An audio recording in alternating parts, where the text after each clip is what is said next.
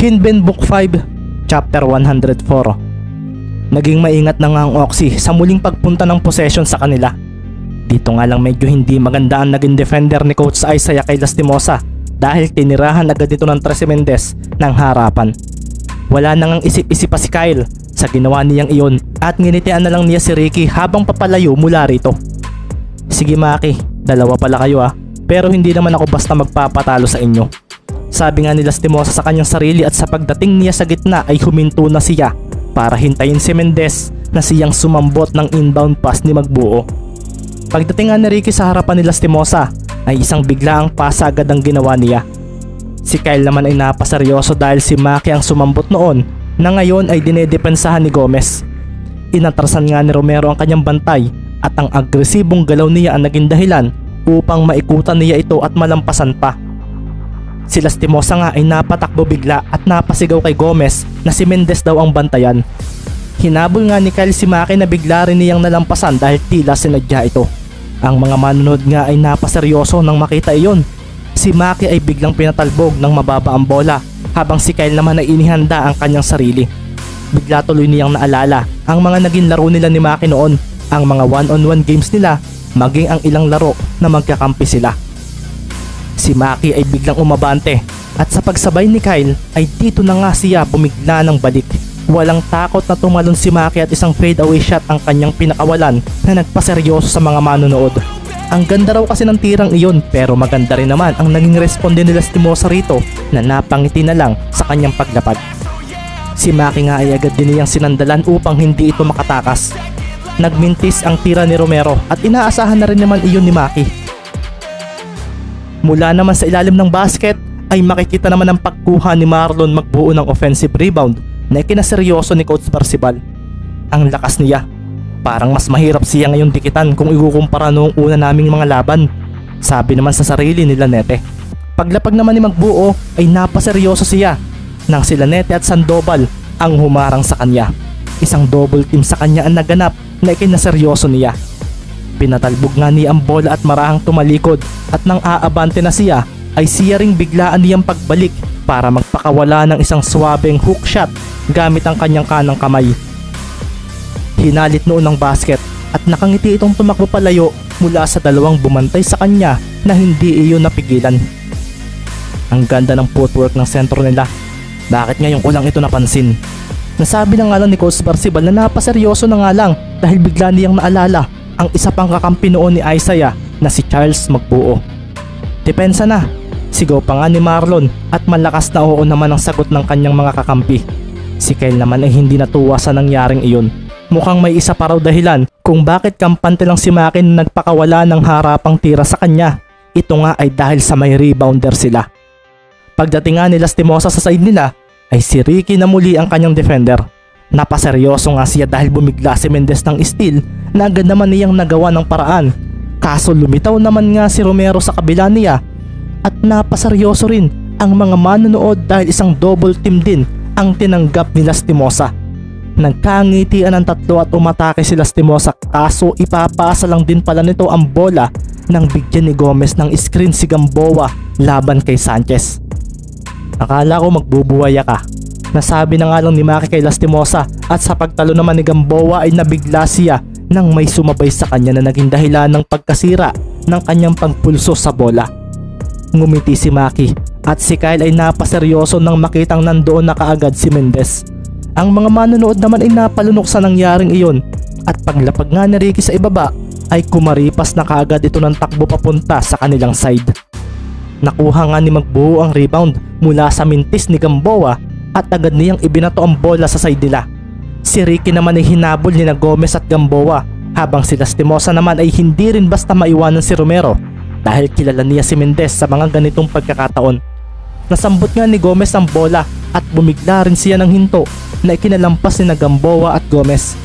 Pinatalbog ni Ricky ang bola at umatras sa 3-point area para magpakawala ng tres. Mula naman sa isang parte ng manonood ay napaseryoso si Solis nang makita ang shooting form ni Ricky Mendez. Hinalit nga ng bola ang basket na lumikha ng magandang tunog ng paghalit na ikinasigaw ng malakas ng Mendez fans. Si Ricky naman ay makikitang nakakuyom ang kanang kamay matapos mapapasok ang tres niyang iyon. Napatalon pa nga siya sa pagharap sa side ng kalaban at ang mga kakampi niya ay agad na napatakbo pabalik ng may ngiti. Ganadong-ganado na naman si Ricky. Sabi nga ni Maki sa sarili na pasimple na lang na nilampasan si Kyle. 10-3 ang score matapos iyon at hindi ito maganda para kay Coach Parcival na bigla na lang ding napatawag ng timeout. Mas lalo tuloy nagwala ang Mendez fans at dito na nga makikita ang marahang pagbuntong hininga ni Kyle sa panimulang performance ng Kalapan. Mula naman sa bench ng Blue Phoenix ay makikitang pinag-aapiran ni na Baron at Martin ang mga nagdatingan nilang mga kasamahan. Si Coach Isaiah nga ay hindi maiwasang mapangiti dahil sa nangyayari.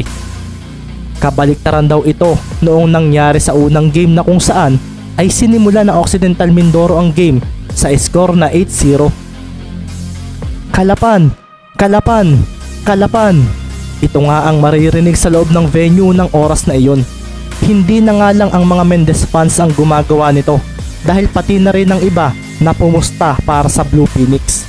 Mula naman sa bench ng Occidental Mindoro ay makikita si Coach Parcival na seryosong kinakausap ang kanyang mga players. Huwag kayong magmadali sa pagbaba ng bola. Kyle, umatake ka naman kaagad para hindi basta makaporma ang depensa nila. Julius at Vincent, maging agresibo kayo sa pwestuhan. Tutulungan kayo ni na Peter at Israel sa screens. Kailangang makahanap kayo ng open space. Huwag lang nating iasa kay Kyle ang opensa. Mahihirapan lalo tayo kung isa lang ang scorer natin. Napaisip nga rin si Coach Parcival kung ipapasok na ba raw niya si Rayos. Pero huwag daw muna. Kailangan pa rin daw niyang magtiwala sa kanyang starting 5. Magtulungan kayong 5 sa rebounding. Masyadong agresibong maglaro ngayon si Magbuo at hindi ito maganda kung palagi tayong sasablay sa mga gagawin nating tira. Bulalas pa nga ni Coach sa kanyang mga manlalaro na makikitang tumatango sa kanyang sinasabi. Nakikinig nga ng mabuti ang mga ito sa kanya na tila bihira raw mangyari noon. Nagpatuloy na nga ang game at sa paghawak ni Lastimosa sa bola ay agad niyang inikutan si Mendez. Napatingin nga rin siya kay Maki at nang makita niyang malayo ito ay bumigla siya ng hinto at pinahabol si Ricky. Pwedeng maistilan niya ako sa mga ginagawa ko, pero hindi pwedeng basta mangyari iyon. Sabi nga sa sarili ni Kyle at isang malaking hakbang pabalik ang agad niyang ginawa na ikinaseryoso ni Mendez. Ang laking step back, wika ni Ricky, at nang paghabol niya ay doon na nga niya nakitang tumalon si Lastimosa na bigla na lang ding ibinato ang bola sa nagkat na si Gamboa. Bigla kasing lumitaw sa tabi niya si Sanchez upang sirain ang kanyang jump shot. Ayos! Bulalas nga ni Coach Parcival at si Gamboa naman na papasugod na ay biglang umatras pabalik sa 3-point area na kinaseryoso ng mga players ng Kalapan. Titira na nga sana si Julius kaso biglang lumitaw sa harapan niya si Ibanez. Napangisi agad si Gamboa at itinaas pa rin ang kanyang mga kamay kaso pinagmasdan lang siya ng kalaban. Hindi sa akin uubra ang ganyang fake, sabi nga ni Ibanez at dito naman napabato ng bola si Gamboa sa sahig dahil biglang lumitaw si Lastimosa roon na kinaseryoso ni Ricky Mendez na humabol dito. Pero may kasama kaming Lastimosa. Sabi nga ni Gamboa na biglang lumampas kay Ibanez. Ginamit nga niya ang katawan ni Lastimosa at sa paglampas niya ay doon na nga rin ibinalik ng kasama niya ang bola sa kanya. Isang extra pass ang ginawa ni Kyle at si Ibanez naman ay hinarangan ng kanyang screen na nagpaseryoso sa mga manonood. Tumalon nga si Gamboa palapit sa basket at si Marlo naman ay hindi nag-alinlangan na sabayan ito. E yan ang gusto kong sentro, sumasabay. Bulalas si Gamboa at dito na nga niya dinakdakan ang center na si Magbuo. Nayanig ang board matapos iyon, ngunit ang bola ay lumipad sa ere dahil nahampas ito ni Marlon Magbuo. Sa ilalim ng basket, dapat ay katakutan ka ng kalaban. Ito ang tatandaan mo, Marlon. Huwag kang matatakot ma-foul.